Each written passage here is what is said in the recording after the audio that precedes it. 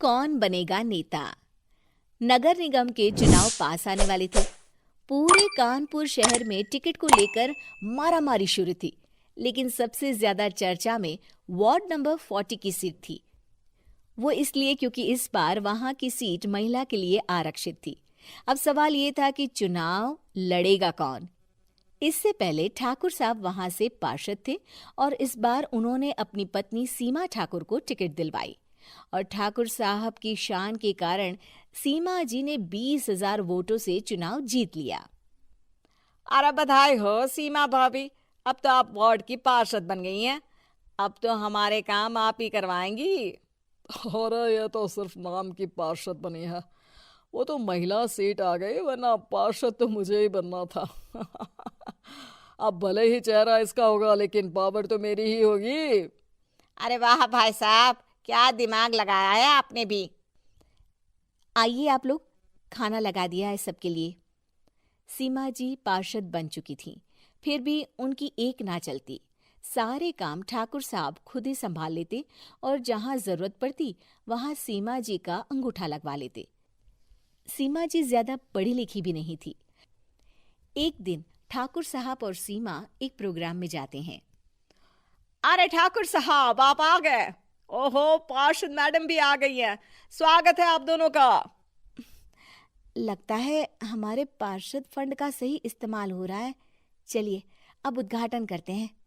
ये लीजिए ठाकुर साहब कैची, आप ही सबसे पहले प्रवेश कीजिए। सब लोग आगे निकल जाते हैं और सीमा जी पार्षद होने के बावजूद भी पीछे खड़ी रह जाती हैं। वो देखती हैं कि वेलकम बोर्ड पर उनका नाम है, लेकिन महिला होने के कारण कोई उनका सम्मान नहीं कर रहा।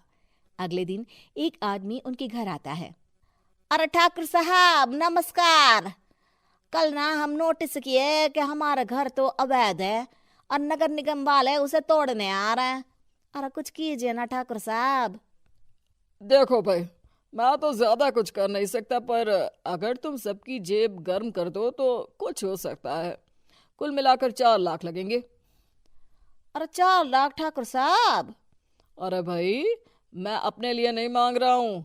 दरोगा है, इंजीनियर बाबू है, बड़े साहब है, सबको देना पड़ता है ना थोड़ा थोड़ा। बोलो है मंजूर? तभी वहां अचानक सीमा जी आ जाती हैं। अरे ये आप क्या कर रहे हैं? पहले इन्हीं लोगों से तो आपने वोट मांगे, अब इनसे ही पैसे ले रहे हो। अरे चुप रहो तुम। तुम्हारा काम है सिर्फ अंगूठा लगाना, तुम वही किया करो। मुझे दूसरे काम तुम मत सिखाओ, समझी? और तुम ना जाओ, अब पैसे लेकर आओ, वरना जेसीबी किसी भी वक्त आती होगी। सब कुछ ऐसे ही चलते रहता है।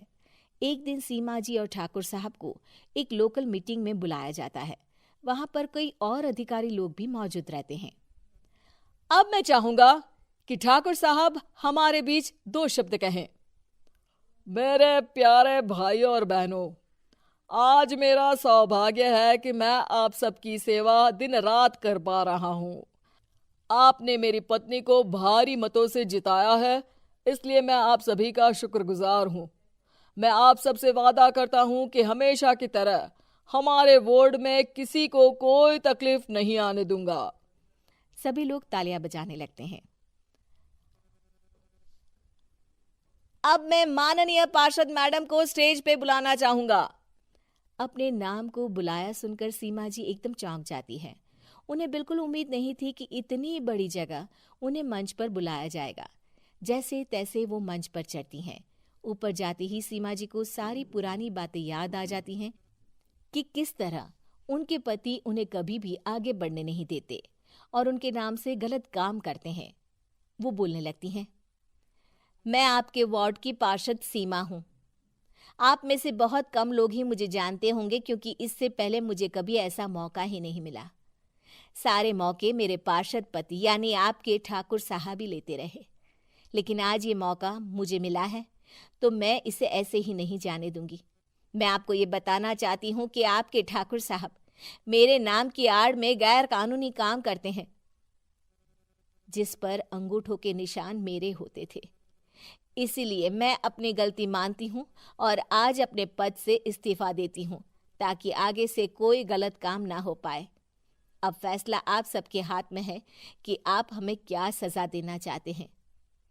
सीमा जी की बातें सुनकर ठाकुर साहब के चेहरे का रंग उड़ जाता है और वो शर्म से मुंह नीचा करके वहां से चले जाते हैं और पद से इस्तीफा देकर ही सही सीमा जी अपने आप में आत्मविश्वास महसूस करती हैं।